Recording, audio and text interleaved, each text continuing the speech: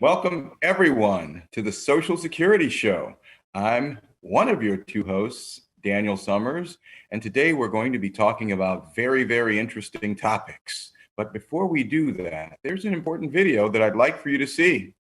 Everyone needs to know about Social Security's role in their lives, and we just want to give you a feature, just a taste of what's coming. We are there, day one, with baby names and a gift that lasts a lifetime. We are there as you grow, protecting you and those you love. We are there when you get your first job, helping you to save for the future. We are there when you marry your sweetheart to help secure your new life together. We are there if the unexpected happens to help you see life from a new perspective. We are there when you start your next chapter to make sure you get off to a great start. And we are there when you lose your soulmate to help make sure you will be all right. We are with you through life's journey. Social Security, securing today and tomorrow. Get to know us and see what you can do online at socialsecurity.gov.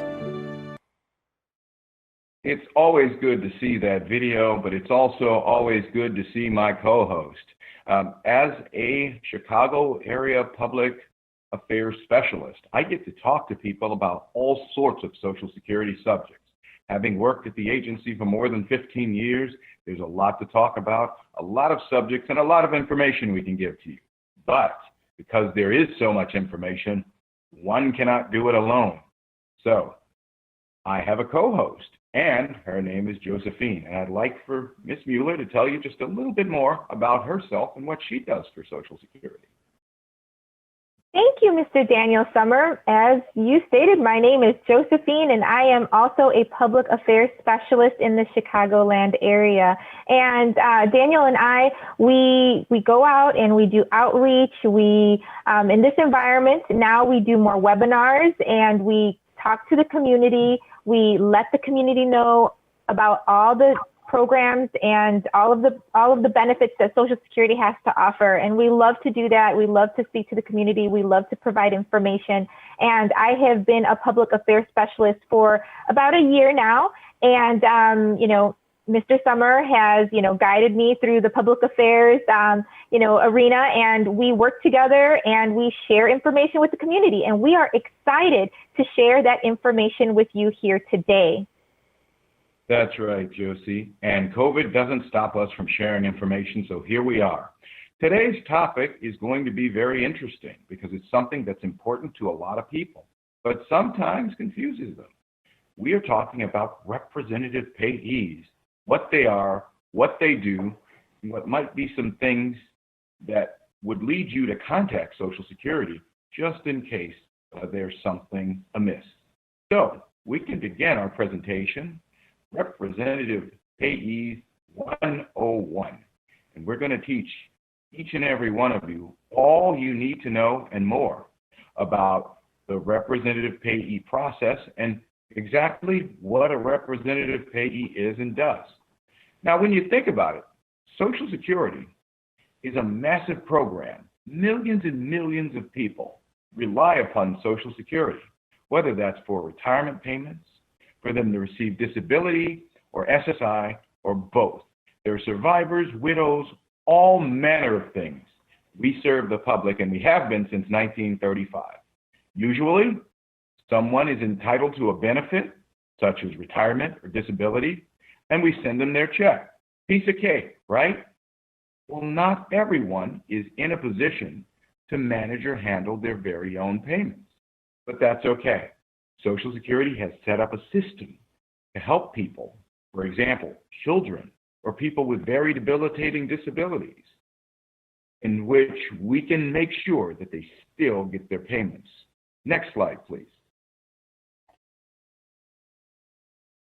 Pretty important is this representative payee role because more than 8 million people of those tens of millions who get those Social Security benefit checks rely on help in managing their benefits for a various number of reasons. But regardless, Social Security is very careful to not just entrust your benefits, your payments, or your money to just anyone. We try to find someone close to you, someone who's interested in your needs, a close relative, or someone who will manage and who knows your needs best. Sometimes it's a family member and they're right in your house. And since they are right there, guess what? They'll be in a pretty good position to know what your needs are and help you manage your financial situation. Now, what exactly is a representative payee? Well, it is a person who we investigate first before we decide to entrust them. But I want to give you much, much more information than that. So here it is, the dictionary definition. A representative payee is a person, an agency, an organization, or some institution that we select to manage your benefits. If you can take a look at the slide, you can see there's a preference list for minors. Because of course, first and foremost, who would know better than your parents? Mom and dad might be the best place to go, first and foremost. If they're not for some reason, or perhaps they're no longer with us, we look toward legal guardians who have the authority to assist people. And then other natural or adoptive parents, or relatives, or step-parents, or close friends. Finally, if there's some agency or institution, if there's no one else, we'll rely upon them. But we always are careful who we entrust. Now, we're careful who we entrust, but how do we decide who needs a payee and who doesn't? Well, onward, and we'll find out. Not everyone receives a representative payee. In fact, only people who are what we call incapable of managing their own benefits should receive a payee, and do, because that is, we want to send as few people and as few obstacles in between an individual and their payment as possible. So that's why when you look at this definition, it says, unless direct payment is prohibited, an adult beneficiary is presumed to be capable of managing or directing the management of benefits. So our default position is to try to pay you directly as an adult. If you're a child, naturally, it will be the parent or other person who's responsible. But as an adult, a payee only has authority over the Social Security benefits. That doesn't mean we can decide medical decisions and other things for you. The payee looks out strictly for Social Security purposes. Onward. So how do we decide who's incapable? Well, there are ways that we look at this question. Sometimes there's medical information from a doctor or hospital showing that the person has some limitations that might interfere with their ability to manage their own business. Well, if that's the case, we get documents and statements that we evaluate, because the doctor themselves, they do not make the decision. Social Security comes up with that because we have an entire process. The physician statement might just be one part of a number of things. We will look at what the person seems like if they come into our office or we interview them. We'll look at their actual ability to understand things. I've been known to quiz and question people at my desk as to what they're going to do with their money, how much they get, and all sorts of things. And do they have other income that they manage successfully? For example, do they have a job and how do they spend their pay? Or are they able to direct other people to say, I want this to pay my light bill, this to be for my telephone?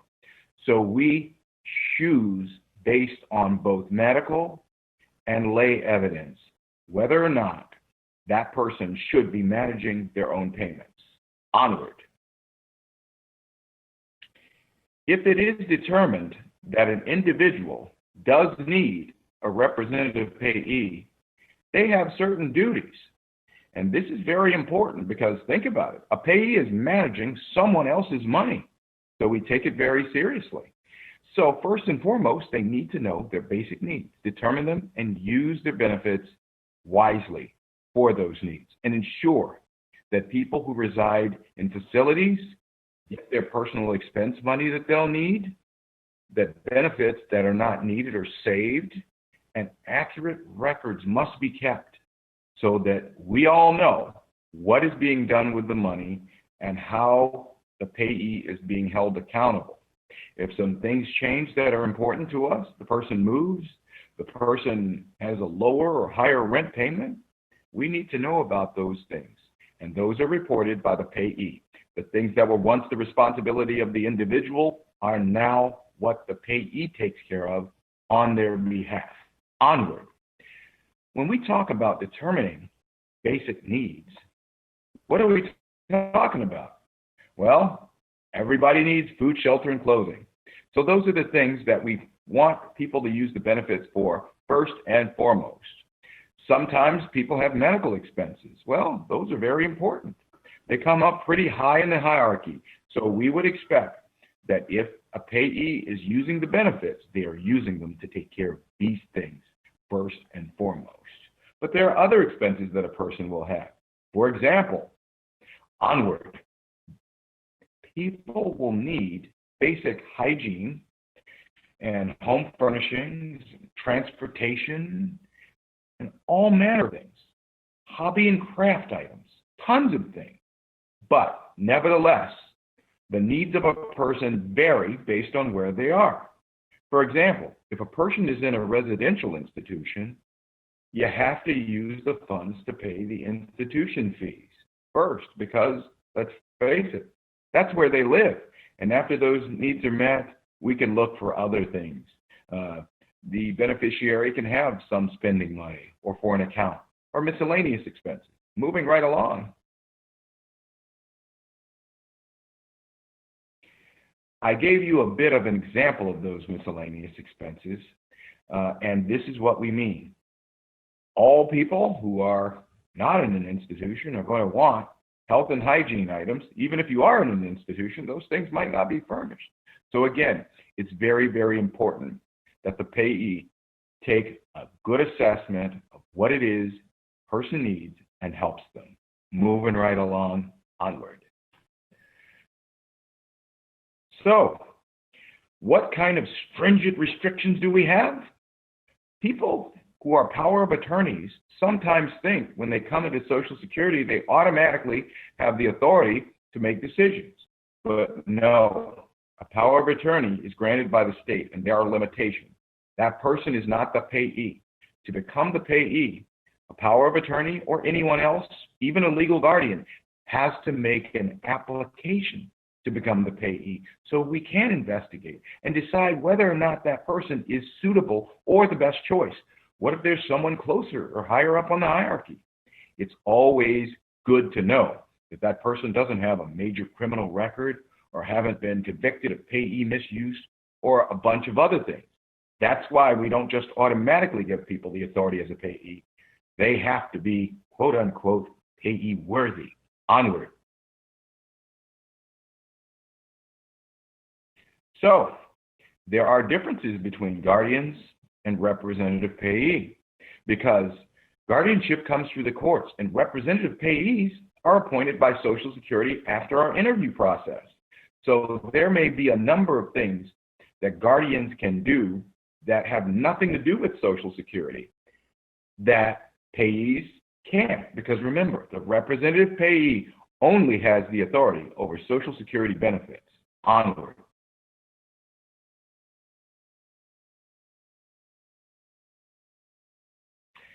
And just as a payee gets the responsibility of handling the benefits, they have to let us know if things change. The person gets married, divorces, passes away, starts or stops work, if the person who's receiving benefits is convicted of a crime or the medical condition improves, or if they move to a great big house on a hill. We have to know about it, and it becomes the payee's responsibility, not the person, to tell us about those things. Onward. Failure to report is a pretty bad thing because it can cause the beneficiary to lose benefits, and we never want that. It can cause things to get lost in the mail if they've moved. So always let Social Security know if things change. And if there's any evidence that a payee is not using the benefits as they should or committing fraud, then Social Security needs to know about this, and we must investigate once we are told. You don't have to be the payee. You can be an interested person. who notices something that a payee may or may not be doing and give us a call. Onward. So now you know. Those are some basics of Representative Payee 101. But we were talking a bit about fraud and misuse.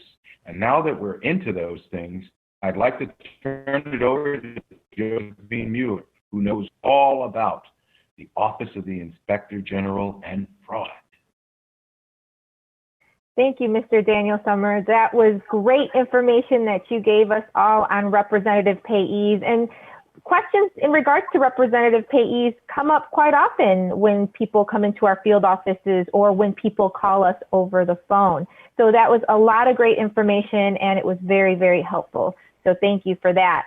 And, you know, unfortunately, sometimes there are individuals who misuse these payments. And in those cases, there is a reporting hotline, a fraud hotline, where individuals can report potential misuse by Representative Payees. And they would have to contact SSA OIG Fraud Hotline at the following website located on the screen. And that is oig.ssa.gov/report. And you could report that. So if you know of someone who is experiencing potential misuse by a Representative Payee, you can always report that to OIG, the OIG Fraud Hotline. So reporting potential misuse by Representative Payees. The reasons why you would report it is if you suspect a Representative Payee has misused Social Security benefits, you would contact SSA OIG Fraud Hotline. You would provide identifying information for Representative Payees, for the Representative Payee and beneficiary. You would provide with names, Social Security numbers, date of birth, and any details of the incidents of misuse. So it's important for you to document those details so that way when it comes time for that reporting piece that you can report that information to OIG. So failure to report. If the payee does not respond or cooperate with Social Security may change the payee or initiate direct payment to the beneficiary. Social Security field office must document any misuse or fraud. We need to evaluate the current payee for continued stability, and we need to consider if beneficiary is capable for managing his or her own benefits. So we look at all of the evidence, we look at all of the information to see if the benefits should be paid, continue to be paid to the Representative Payee to handle for the individual, or if we need to pay them out to the individual. So payee misuse of beneficiary funds. Representative payees may not use the funds for personal expenses.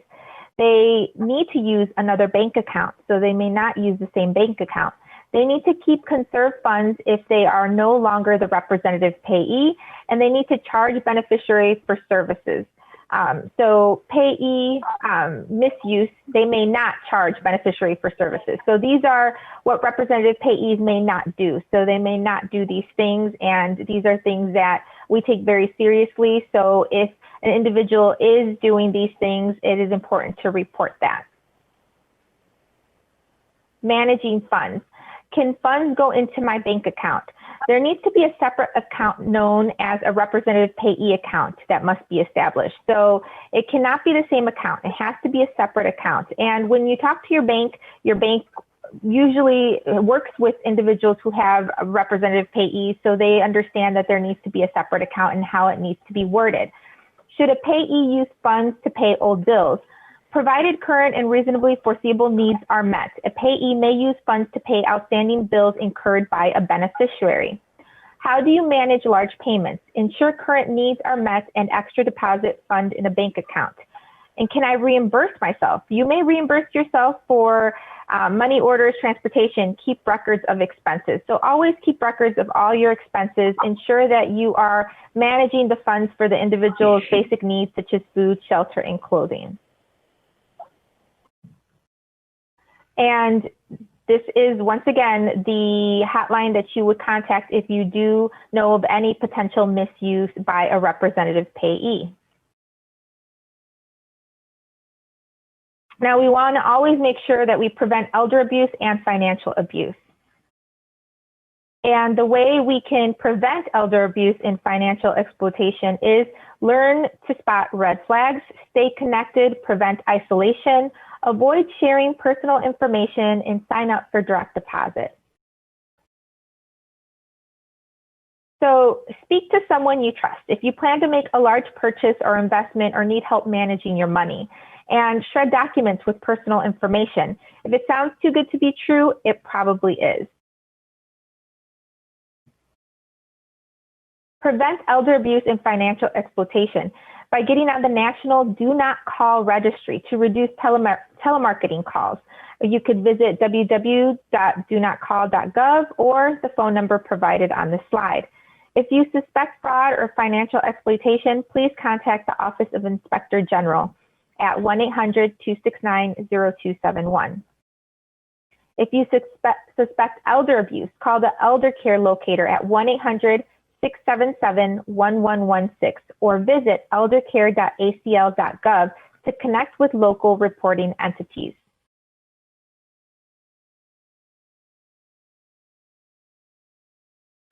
Right here, we have a nice slide showing where individuals that are representative payees, they can go for training resources. If you visit our website at www.socialsecurity.gov, we have lots of resources. If you go on there and you type in representative payee training resources, you'll come up with this page, and this page gives you all kinds of information in regards to your responsibilities as a representative payee.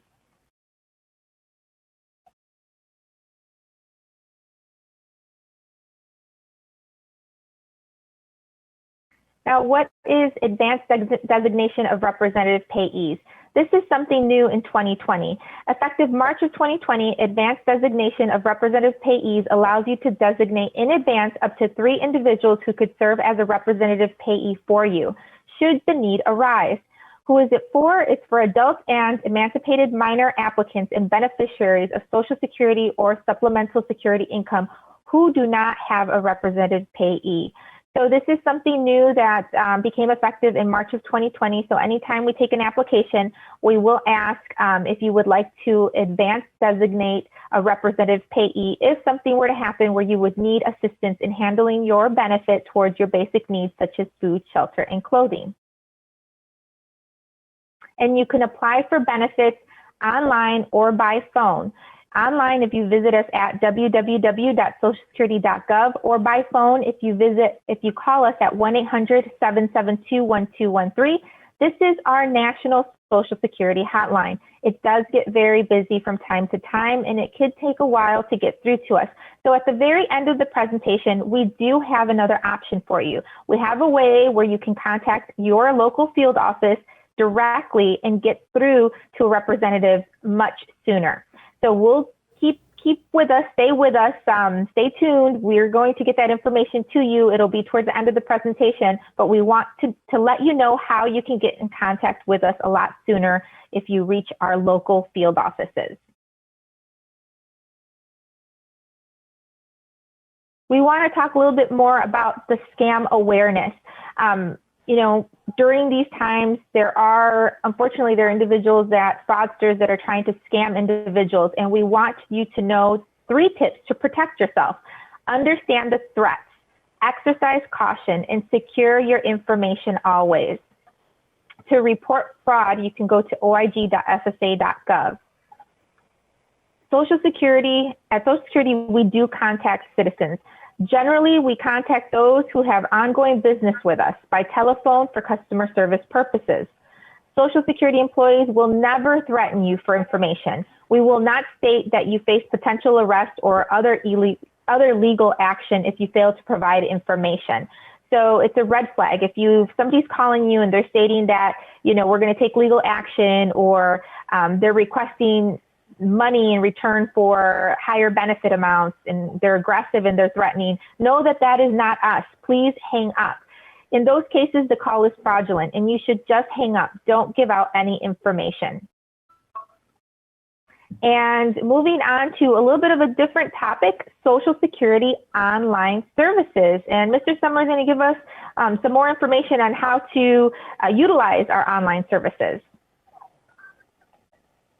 Thank you very much, Josie. Great information. We want to keep aware of those scammers because in this environment, the calls just keep coming. We want you to know the difference between Social Security and the scammers.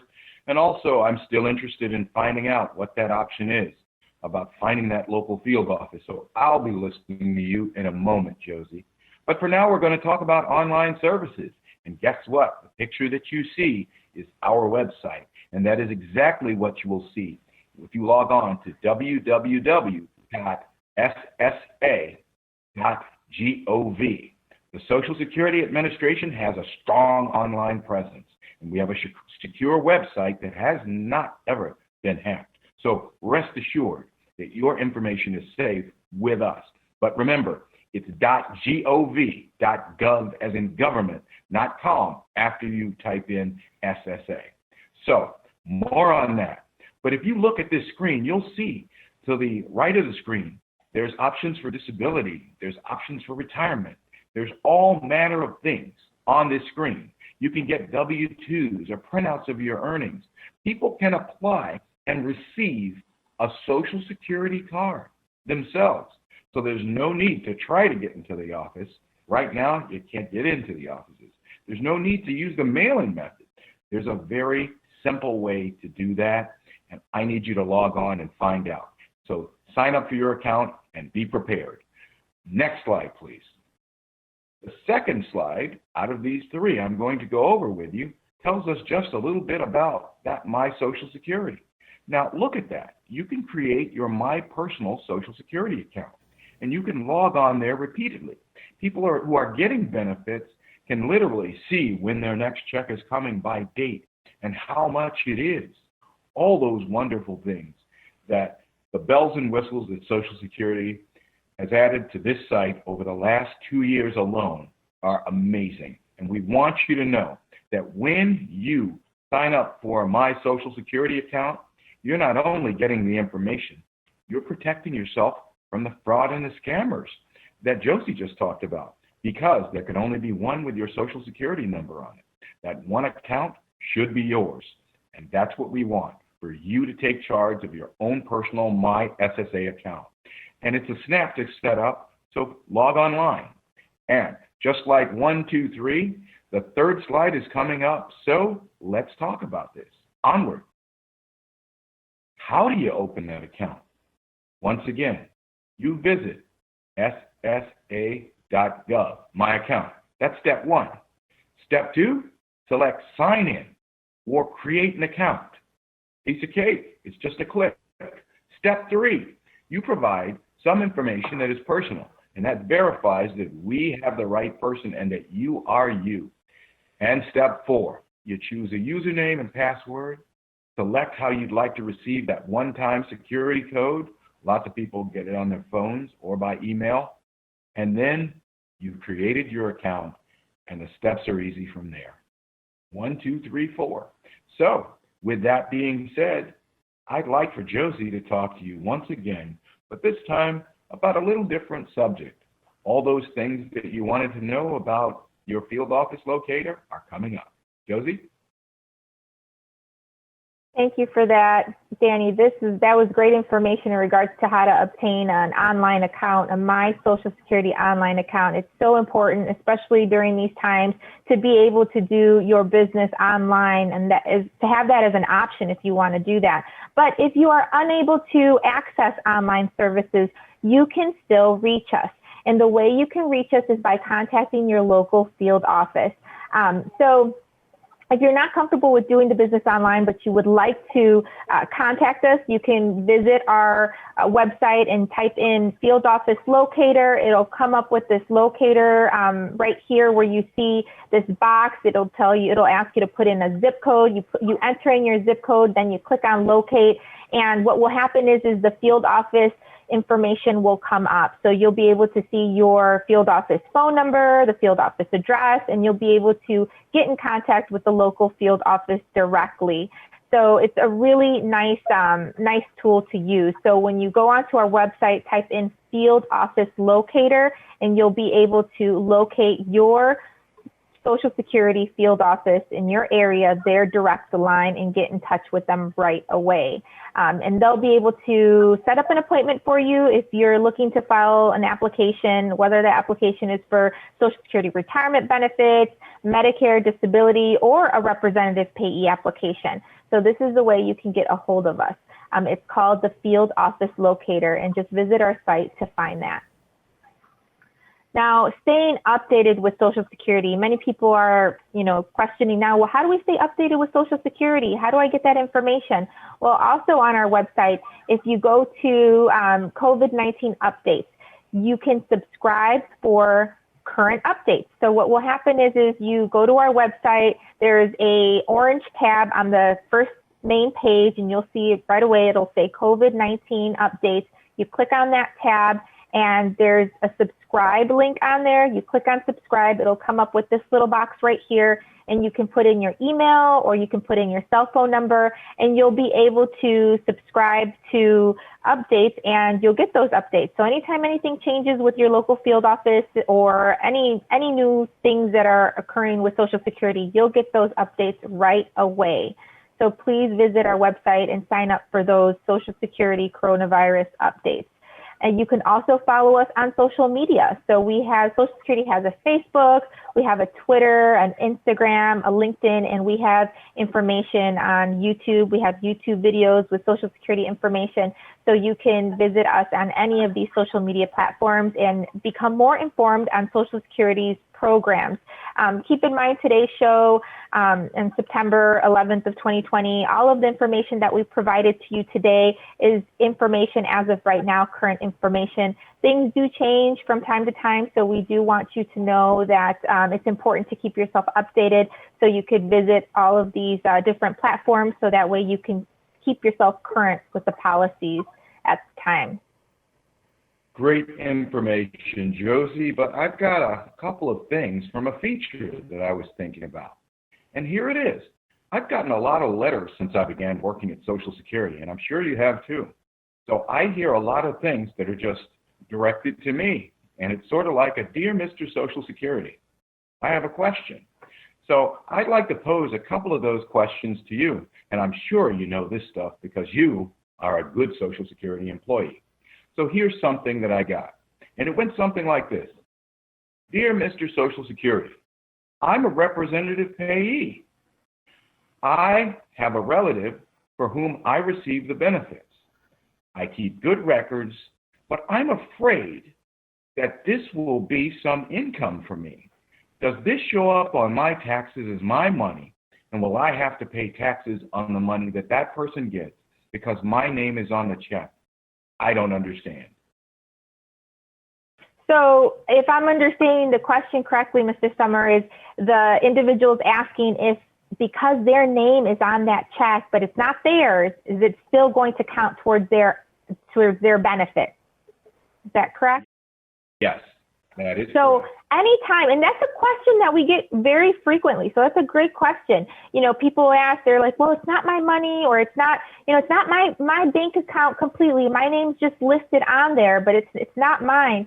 But Social Security, we always look to see if your name is on there, those are funds that you have access to. So we do consider that as being funds that are accessible to you. So anytime your name is listed on that, those are funds that are accessible to you. I'm not sure if I answered that question correctly, but that's the question that's asked frequently. So that's the answer that we give as far as if your name's on it, it's also considered to be your money too. But wait, just to recap, we want to explain that we were talking about two different things there. When someone is a representative payee, remember, even though it might say Josephine is the payee for Daniel, the money does not count on Josephine's taxes or anything because you receive the payments, but they are mine. So if you're a representative payee, always remember that that money belongs to the person who gets the Social Security payment. And you won't have to pay extra on your taxes. You're not filing that as if it's yours. The second thing I heard you talk about there, we're like, well, and this is why we don't mix money in bank accounts and why payees have to have that separate account, because an account should be titled Josephine for Daniel if you're my payee, because that means that I could want to go into the bank and say, give me all of the money out of it. And they would say, oh, no, you don't. Josephine manages the money for Daniel. And if you want this money, you have to talk to your payee, or they have to be here. That's a safeguard. So sometimes when payees do just what you described, and they put their money in with the other person's money, now there are a few exceptions, like you got mother and child, sometimes other family arrangements. But most of the time, if the payee is not that close of a relative, you should not intermingle the funds. That was one of the best Mr. Social Security questions that I ever had. But I've got another one, and even though you're not Mr. Social Security, I'd like for you to take this one too, Josie. All right. Every now and then, I run across someone who has made everyone angry. We've all run across that person, haven't we? Well, I guess that's okay. But what happens when that person needs a payee and they've burned a lot of bridges for whatever reason? And now their mom used to be their payee, now they don't want to be. Their brother used to be their payee, now they don't want to be. Their friend used to want to be their payee, and now they don't want to be. What happens if someone has made everyone angry, or they don't want to be the payee for this individual because maybe they're difficult? What am I to do, Josie, as a difficult person now if Social Security says I need a payee and everyone's mad at me?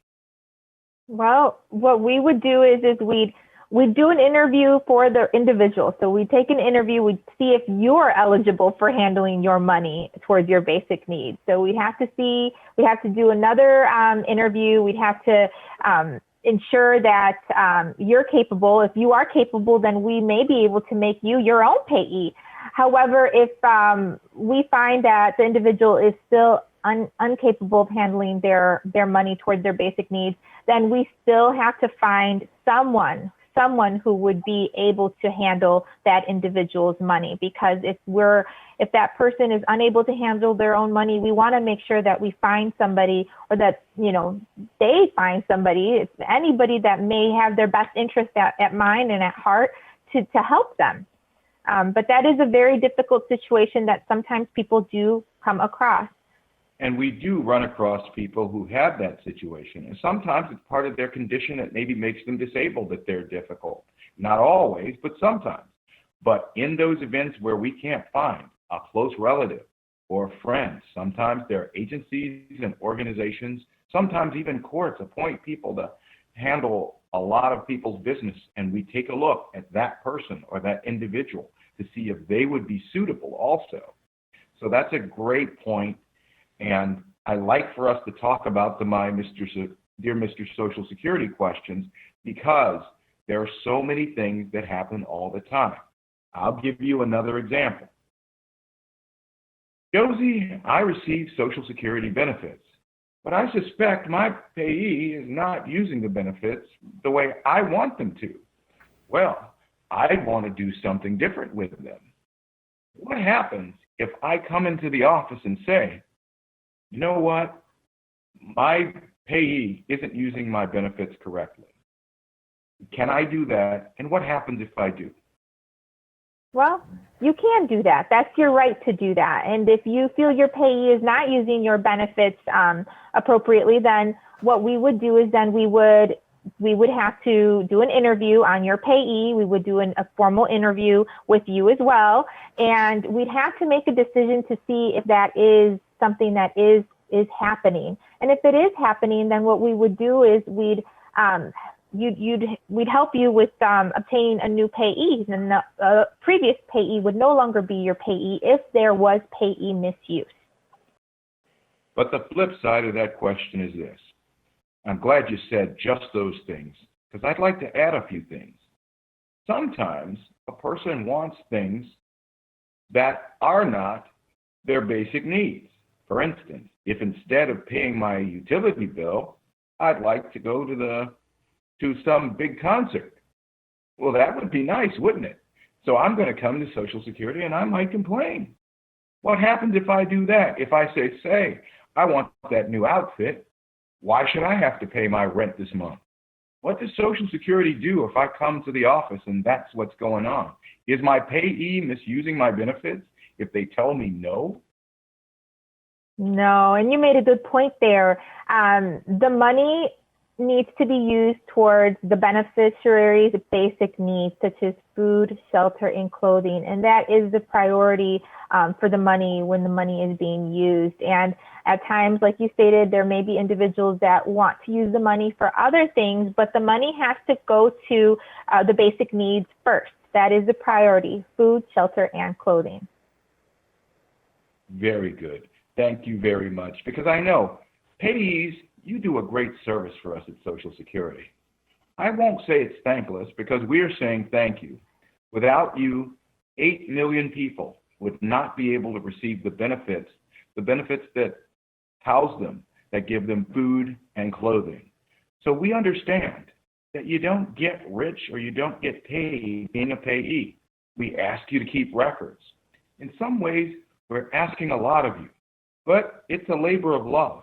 That's why we choose people close to the payee who actually have some vested interest in seeing them do well and seeing that their needs are met, because we don't want people who should not have access to benefits because they can't manage them in such a way that they may become homeless, or they may not have food, or sometimes, unfortunately, there are unscrupulous individuals who will talk people out of, or trick them out of, or steal their money from them. There are two things standing between them and the elements, and that's you and Social Security. We will do our part if you do yours, because we thank you for making sure to alert us to any irregularities and to make sure that that person has the food, shelter, and clothing they need, because that is the reason the benefits were intended. I'd like to thank you for paying attention, for giving us your ears, and before we go, stay away from the scammers, and remember, check us out online. Josie, is there anything you'd like to add? Well, I think we have a few more minutes, and what I want to do is I want to show the viewers our webpage, and I want to show them that field office locator and the COVID-19 updates. Because I know I talked about it, but I didn't get a chance to show our viewers. So I'm going to show you how our website looks, and I'm going to show you how to get to that field office locator. So here we go. So as you can see, this right here is our page. This is our page, and there's a little bar up here. It's like an orange color, dark orange, and it says coronavirus updates, COVID-19 updates. You click on that.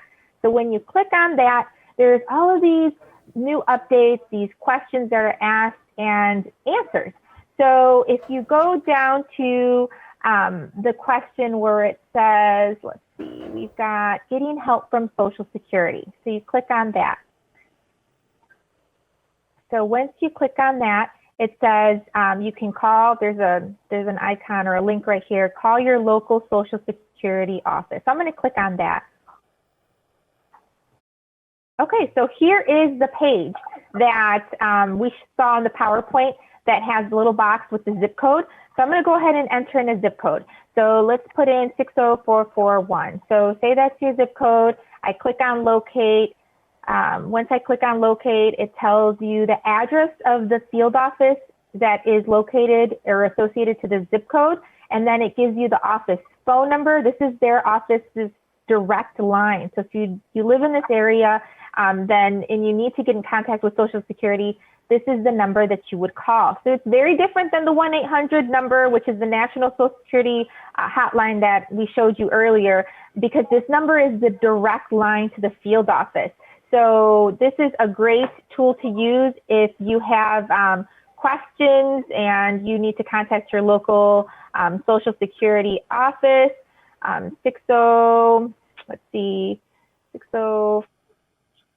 for, let's see, I don't know if the Chicago one, let's see. Do you have a zip code, Danny, you want to provide so that way I can give them another example? Yep. Well, since you're in Illinois today and I'm in Indiana, why don't we give an Indiana office a shot? How That's about a great idea. 46410? Okay, here we go. So then I clicked on locate, and there you go. There's the Indiana office, and this is the office in Maryville. And so this shows their address. This shows the Maryville's office direct line. This is their phone number. It has their fax number. So any of your zip code, whatever zip code you reside in, you can enter that in, and it'll pull up your local Social Security field office's information. So this is a great tool. Please check it out. If you have questions or if you're looking to apply for benefits, you can go ahead and visit our website and you can enter in your information so you can find us. So all you do is you do a Google search on us, SSA or whatever search engine you're using, ssa.gov, and make sure it's always .gov. It'll pull you up to our page, click on coronavirus updates. Now, when you click on coronavirus updates, you can also subscribe. As you can see, there's a subscribe link right here. This was the other link that I was talking about earlier that I mentioned to you. You click on subscribe and it comes up with email and text message updates. You could either email or use a drop-down box to put in your cell phone number. Whichever way you want to receive those updates, you can choose that option, and you enter in your email right here or your cell phone number, and then you click on submit. And anytime there's a change with Social Security or an update, you're going to receive that right away. So please, if you have the opportunity to subscribe so that way you can stay informed with Social Security on all of the things that are changing and all the programs and benefits. You can also, I know we talked a lot about Representative Payees today, and there is a way for you to view some publications in regards to Representative Payees amongst many other topics, but you can click, this is our webpage, our main webpage. You scroll all the way to the bottom and there's little boxes here. You click on publications. If you click on publications, you can go ahead and type in Representative Payee, and as soon as I put in the first few letters, the publications start to come up in regards to Representative Payee. So we've got all kinds of publications, a guide for Representative Payees, when a Representative Payee manages your money, your right to representation, registration requirements for direct payments to representatives. So there's all kinds of publications, not only for Representative Payees, but for individuals applying for retirement, disability, Medicare. Please take advantage of these publications.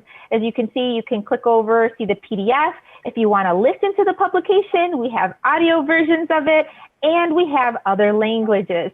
So there's many other languages that you can read the information on, or you can listen to the information. So please check out our publications. They're free, and they're very easy to read, and you can even listen to them. So these are great resources that we wanted to let you know that are there for you.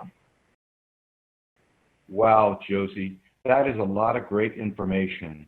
So the online presence of Social Security during this COVID pandemic is large and the footprint is huge, but we are available. You just pointed out some really important things that I'd like to recap. Remember, you can reach us at that 1-800 number. That's the National Social Security Hotline. Better yet, use that field office locator that Josephine just showed you, so you can talk to the office in your neighborhood. That office will actually be servicing you. They'll be the ones that accepting your documents, processing your claim. So who better to talk to than the people who are actually going to be doing the work and getting those benefits out to you and answering your questions, and who are more familiar with you in your neighborhood. All right? Another thing, that local office is a great resource. Of course, not being able to go into it right now, we'll service you via phone. So if you want to make an appointment for retirement, disability, or have a question, don't hesitate to use that field office locator, because we're still doing all things that Social Security has always done since 1935. All right, and another thing, the publications was a big deal. You know why? Because even if you schedule an appointment to talk to us at Social Security, wouldn't it be nice to read up on those things? For instance, if I'm retiring, Josie, wouldn't it be nice to be able to say, let me find out about retirement, so that when I get on there, I might have some really good questions that I'm informed enough to ask. So don't hesitate. It doesn't cost you a thing. And if you're a representative payee, your duties as a representative payee is an awesome publication. I've read it, but a guide for representative payees is the catch-all, kill-all. And so if you want to know about any subject, disability, surviving spouse, just as Josephine said, that publication link is the place to go. Check us out again at ssa.gov. We'd like to thank you for your attention. We appreciate all those people who are sending us information, requesting, and asking to be payees, because you're doing a great service. We'll be with you next time. Have a great day, evening, morning, whenever you're watching this. Josephine?